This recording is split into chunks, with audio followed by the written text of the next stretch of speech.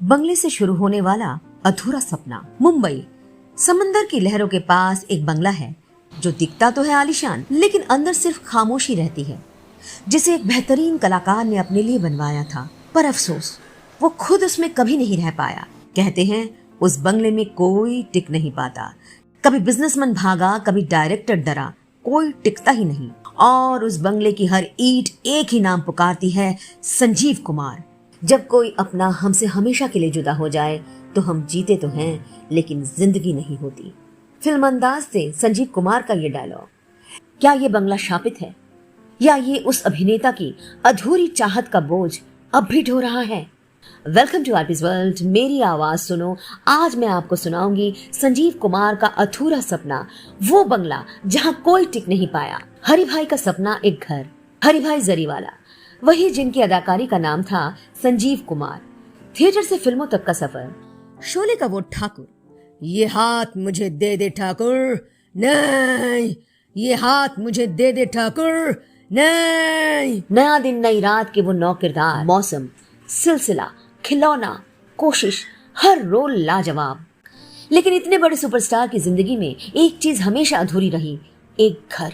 लेकिन जितने जबरदस्त थे उनके पर्दे के किरदार, उतने ही अकेले थे वो असल जिंदगी में। त्रिशूल का वो डायलॉग, कभी कभी जिंदगी के लिए मरना पड़ता है और मैं हर दिन थोड़ा थोड़ा मरता हूँ। शायद इसलिए उन्होंने ठान लिया, अब अपना घर बनाऊंगा, एक ठिकाना जो सिर्फ मेरा होगा। बंगले का सपना, ईंट दर ईंट। साल 1980 संजीव कुमार ने बांद्रा के कार्टर रोड पर खरीदा एक शानदार प्लॉट समंदर के सामने। वो चाहते थे कि घर की खिड़कियों से लहरें दिखें और एक कोना हो जहां वो अकेले बैठकर हारमोनियम बजा सके। इंटीरियर यूरोपियन स्टाइल, एक पर्सनल थिएटर, गार्डन, लाइब्रेरी, सब प्लान किया गया। उन्होंने आर्किटेक्ट से कहा, मुझे महल नहीं चाहिए, मुझे शांति चाहिए। हर रोज वो साइट पर जाते, खुद मिट्टी छूकर देखते, ईंटें गिनते। उन्हें फर्क नहीं पड़ता था कि वो स्टार है या नहीं, ये उनका सपना था। मौत ने तोड़ दिया सपना।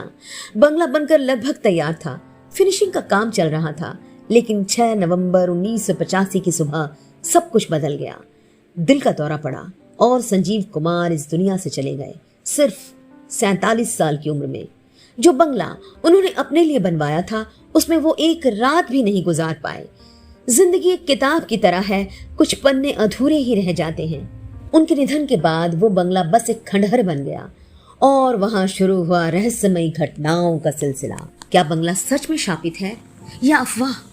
1990 में एक निर्माता ने खरीदा बंगला, फिल्म बनाई, फ्लॉप हो गई, आर्थिक तबाही, बंगला छोड़ा। 2002 में एक व्यापारी ने वहां रहना शुरू किया। कुछ ही हफ्तों में बेटे का एक्सीडेंट हो गया, वो भी निकल गया। 2010 में एक सेलिब्रिटी ने रुचि ली। कहते हैं सपने में संजीव कुमार दिखे, बंगला ना लेने की चेतावनी दी और तब से वो बंगला हमेशा बंद रहा, वीरान, सन्नाटा।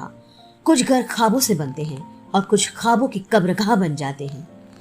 क्या ये सब सच है या सिर्फ संयोग? क्या ये बंगला वाकई शापित है? अधूरी विरासत जो आज भी इंतजार में है। बॉलीवुड में बहुत से बंगले हैं, लेकिन संजीव कुमार का बंगला एक इमोशन है। उनके बाद कोई रिश्तेदार नहीं, कोई वारिस नहीं।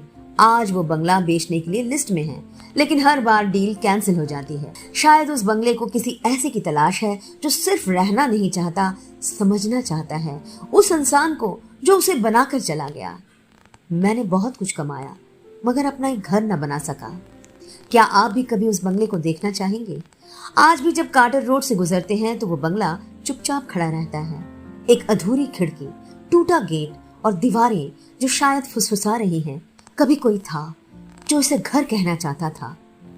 जिंदगी अधूरी रह सकती है लेकिन यादें नहीं। क्या आप कभी उस बंगले को देखना चाहेंगे या क्या आप मानते हैं कि वो वाकई शापित है? दोस्तों, कमेंट जरूर करें और अपनी राय दें।